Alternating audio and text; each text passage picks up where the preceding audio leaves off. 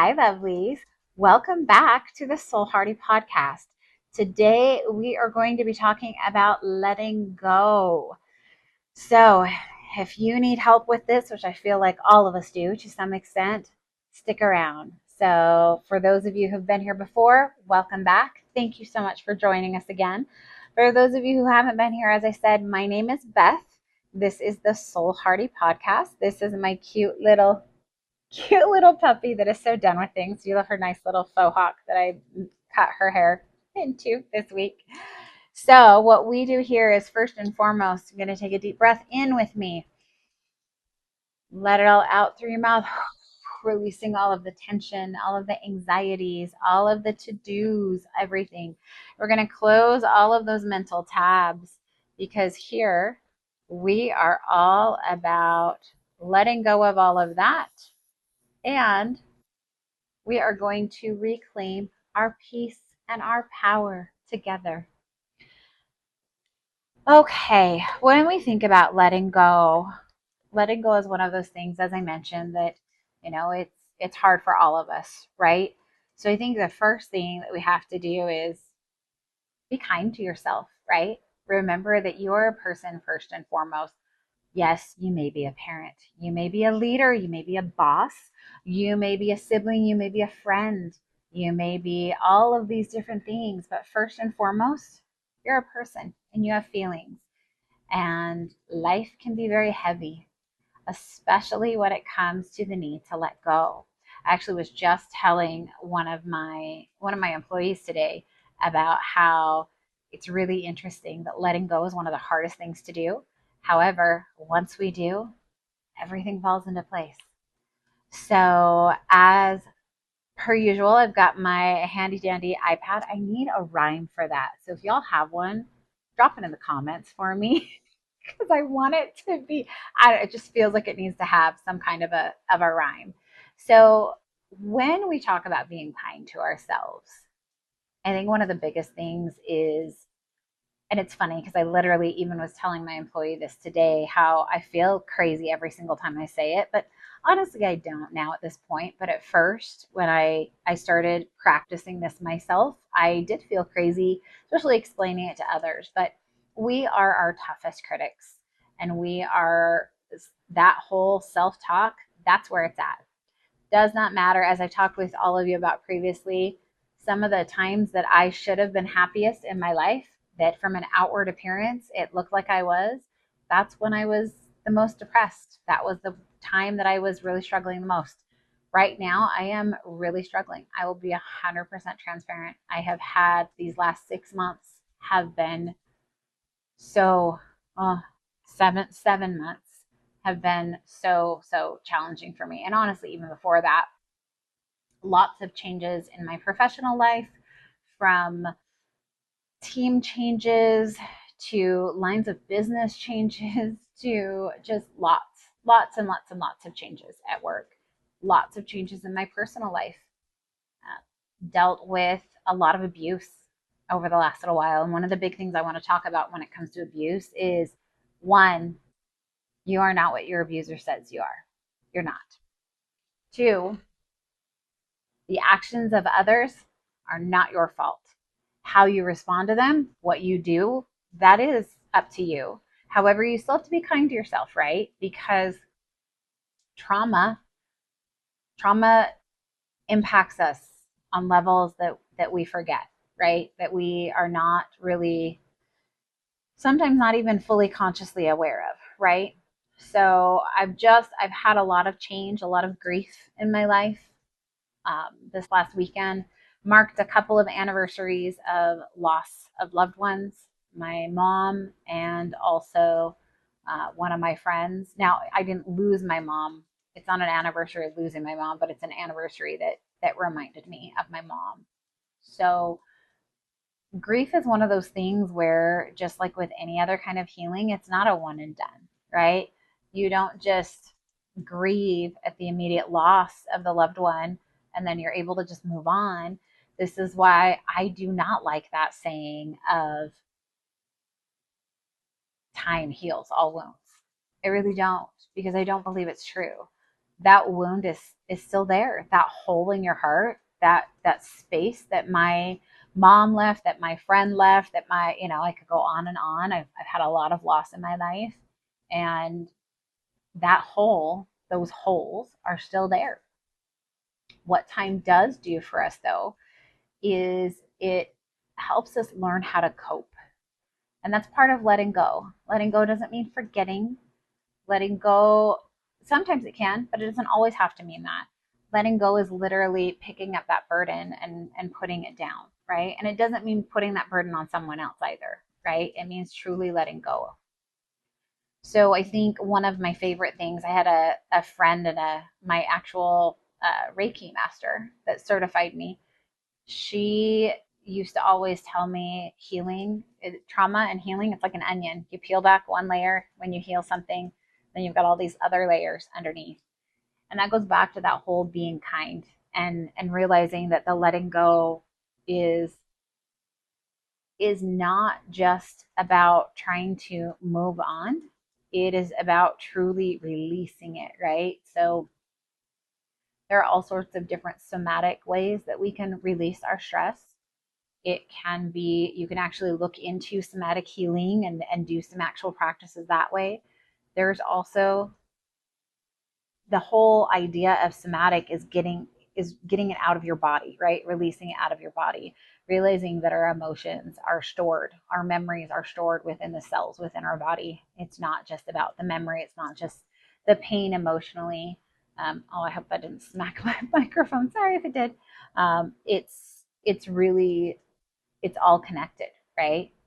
And so letting go, first and foremost, you have to acknowledge whatever it is that you're feeling, right? So back to what I was saying a few minutes ago about how I used to feel like I was crazy when I said this, but the reality is you need to allow yourself to feel whatever that emotion is and to release it, whatever that looks like, whether it is through crying, whether it is screaming, whether it is throwing ice in the tub, whether it is writing it down and burning it. Oh, that is a very, very powerful one for me.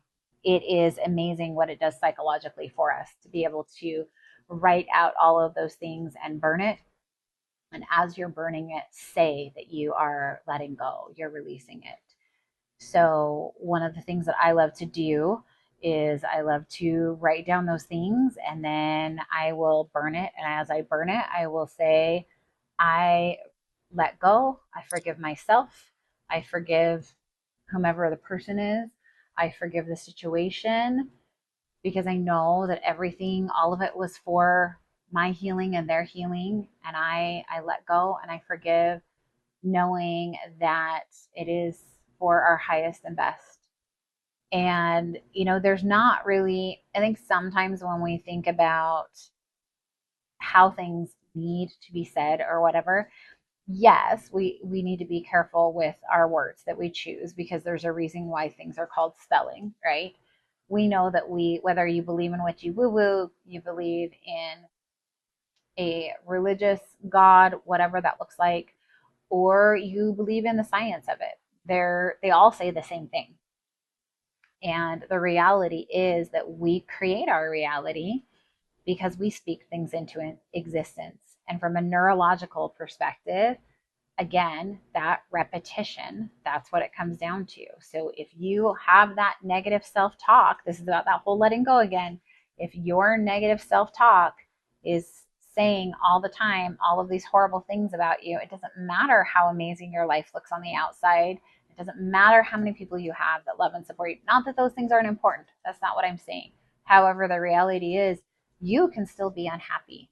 You can still be miserable because of the fact that someone can, to quote my mom, someone can talk until they're blue in the face, but you have to be the one to make that decision, right? And so the letting go is the first and foremost really releasing those emotions, right?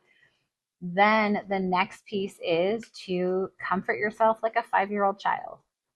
And this is the part where I thought I sounded crazy for years. But the reality is, for those of you who have children or have children in your life that you love, or even thinking back to when you were a child and how you felt, Would you tell your child, shame on you for getting hurt about this? How dare you let that person hurt your feelings? Of course not. No, that's not at all how you would respond. You would comfort your child. You wouldn't tell them, you're stupid for feeling that. So why do you say it to yourself? And so being able to really take a step back and think of how would you talk to your child or a child, or how would you have loved to have someone talk to you as a 5-year-old child, right? Because again, you wouldn't get mad at a child for having emotions. You wouldn't get mad at the child for responding in a very humanistic way. You would comfort them.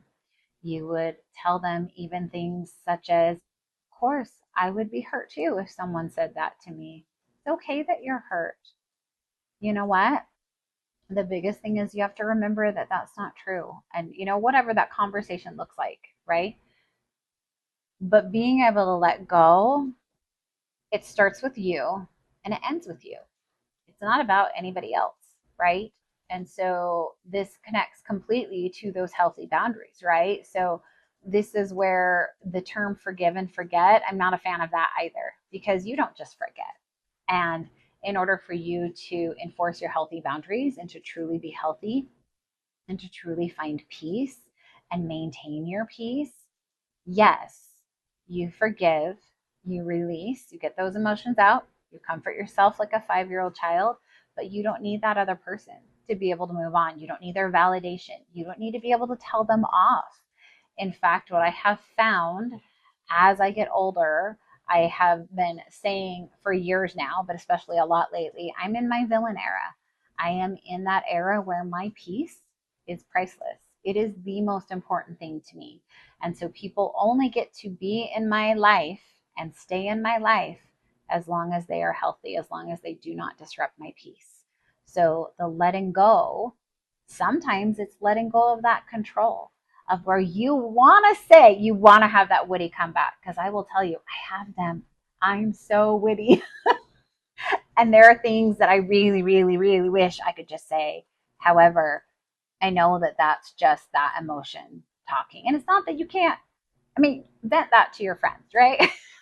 But for your own peace and for upholding your healthy boundaries, which gets you to that peace, sometimes that letting go means letting go of having the last word.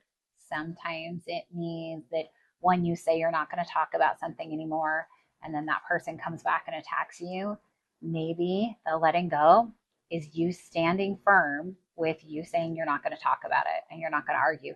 Somebody can't argue with you if you don't continue it.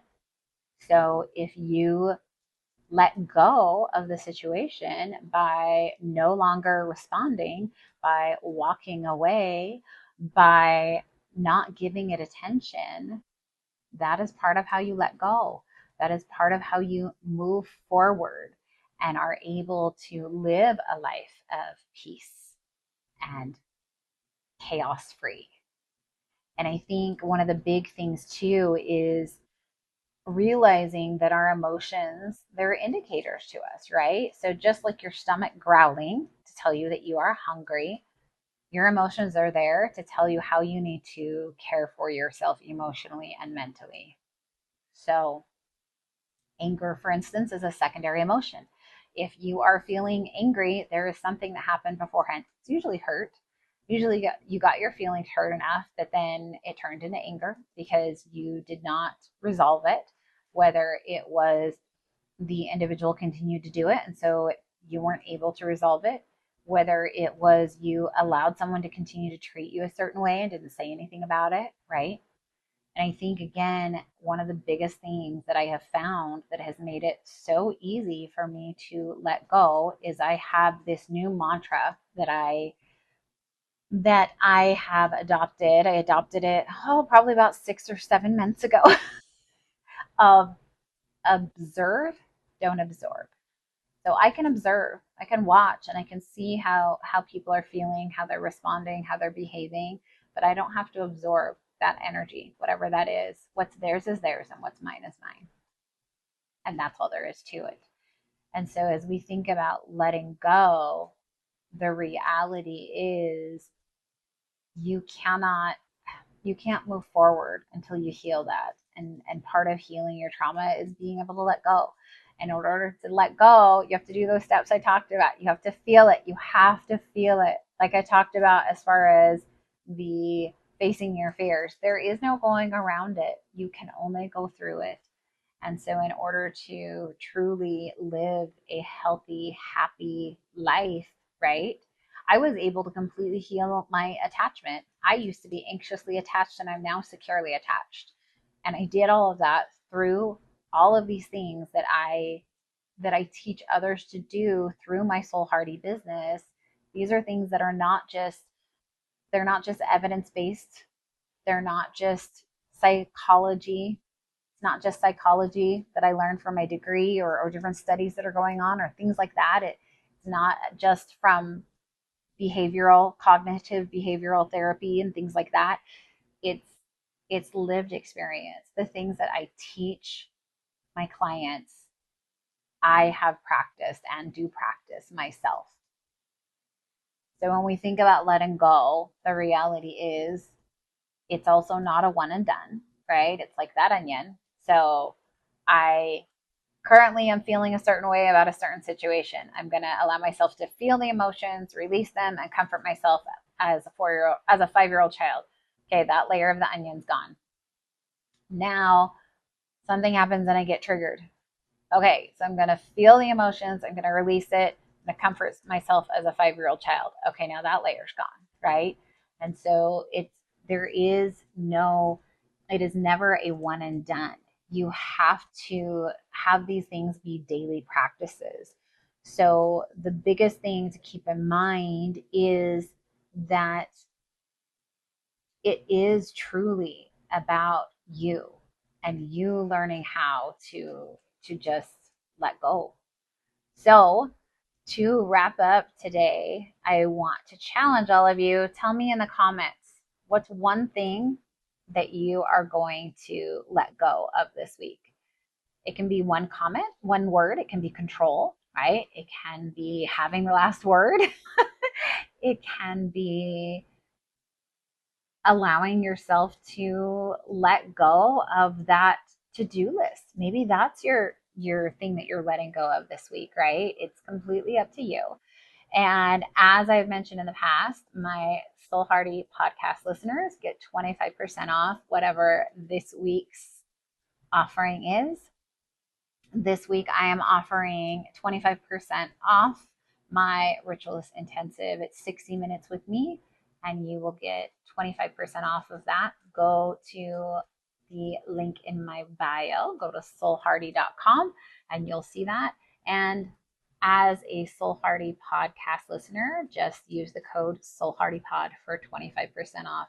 My podcast listeners, you're getting 25% off whatever offering I'm offering every week. Also, check out the free companion guide. There's a link also in my bio for that. And thank you all so much for joining me this week. I would really, really love to hear from you. What's that one thing that you're going to let go of? For me this week, I am letting go of thinking that I need to always have it together. I'm letting go of the fact that it's okay. I don't have to be strong. I'm grieving, and it's okay for me to let go and be kind to myself and allow myself to feel whatever those emotions are. So what's the one thing in the comments that you're letting go of? Go and check out soulhearty.com and get 25% off the Ritualist Intensive 1 hour with me. Bye, lovelies.